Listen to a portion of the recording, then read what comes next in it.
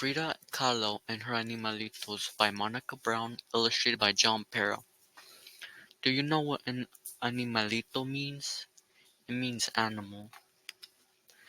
This is the story of a little girl named Frida who grew up to be one of the most famous painters of all time. Frida was special. This is also the story of two monkeys, a parrot, three dogs, two turkeys, an eagle, a black cat, and a fawn. They were Frida's pets. They were special too. Frida loved to draw. What talent do you have? Frida had a parrot named Bonito. Like her parrot, Frida was colorful. She liked to wear bold shades that celebrated indigenous Mexico and her own heritage. She lived in a house the color of a parrot's bright blue feathers, La Casa Azul, where she grew up with her mom, dad, and sisters. Indigenous originated or occurring naturally in a particular place, native. Frida has a pet fawn named Granizo, like her fawn. Frida had watchful, beautiful eyes. When Frida closed her eyes, she remembered her life as a little girl. Frida was always with her father, a photographer, who taught her to look at the world through curious eyes. Frida and her father would walk to the park to collect bugs to look at under a microscope. Frida's father also taught her how to paint finishing touches on his photographs. Frida loved the small brushes and the beautiful colors. Do you know what a photographer does? Frida had a cat with black, shiny fur, the same color as her long dark hair. Like a cat, Frida was playful, but as a child, Frida couldn't always play. When Frida was 6, she got very sick. She was in bed for a long time, but little Frida didn't get sad or bored. Instead, she used her breath to make mist on her window, and then she drew a door with her finger. Frida used her big imagination and curious eyes to walk out the door with a magic friend, a little girl who danced and played like a kitten. Have you ever drawn a foggy window?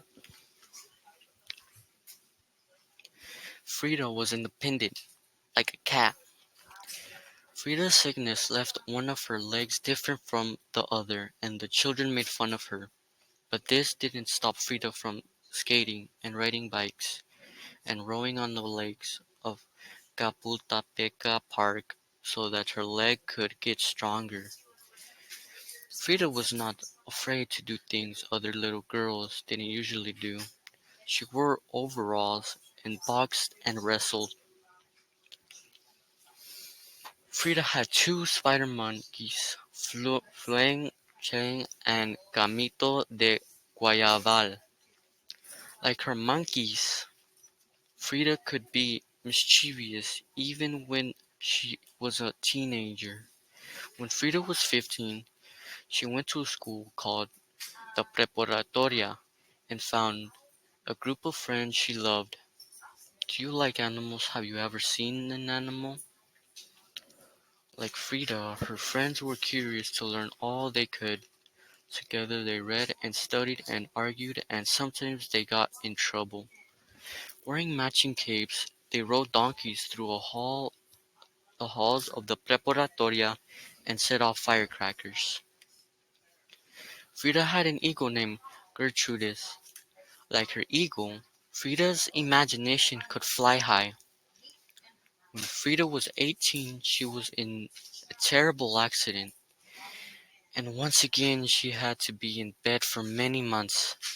This time, Frida didn't create a magic friend. She created art. Frida's mother made her a special easel and hung a mirror over her canopy bed so Frida could paint.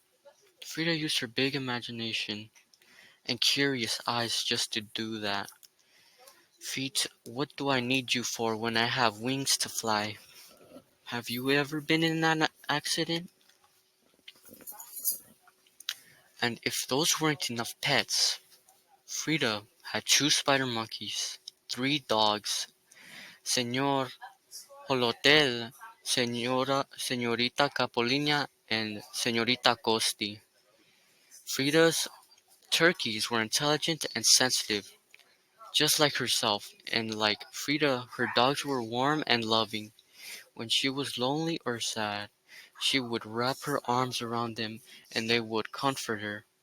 Her Holotel dogs were the same breed that ran and hunted with the Aztecs thousands of years ago, and a reflection of Frida's heritage, of which she was very proud.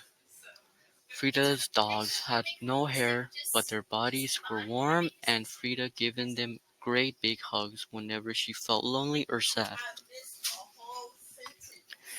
Frida's animalitos were spirited and entertaining just like Frida. When her two spider monkeys were being good, Frida would hold them like babies. When they were big mischievous, they would steal socks and fruit, leap through windows so no one could catch them. Her parrot named Bonito liked to snug under the covers while Frida took naps and would do tricks at the dinner table for pats of butter, mischievous, causing a trouble in a playful way. Frida's animalitos played all day in the courtyard at La Casa Azul, the bright blue house on Londres Street. Her husband, Diego Rivera, even made the animals a pyramid to climb on so that her pets could roam freely.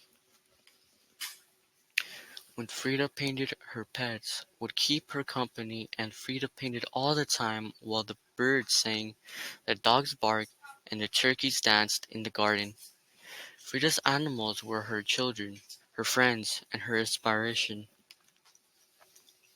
Frida painted when she was sick and hurting, and Frida painted when she was happy. She also painted when Diego was gone, and she was sad, but Frida was never really alone at La Casa Azul, the bright blue house on Londres Street. She had her animalitos and herself, and she painted both. Frida painted herself with fluting chain, playing with the ribbons. She painted herself with Bonito the parrot and Señor Holotel the dog. She painted her black cat too, peeking over her shoulder. Frida painted herself with all the pets she loved so much, and even butterflies and caterpillars. Her paintings were magic. And today, if you visit La Casa Azul in Coyoacan, just outside of Mexico City, you might hear the sound of a bird or see a black cat jump from the pyramid that sits in the courtyard of the bright blue house on Londres Street, where Frida and her animalitos lived so many years ago. Wrap-up questions. What are your passions? What are your hobbies? What are your biggest fears?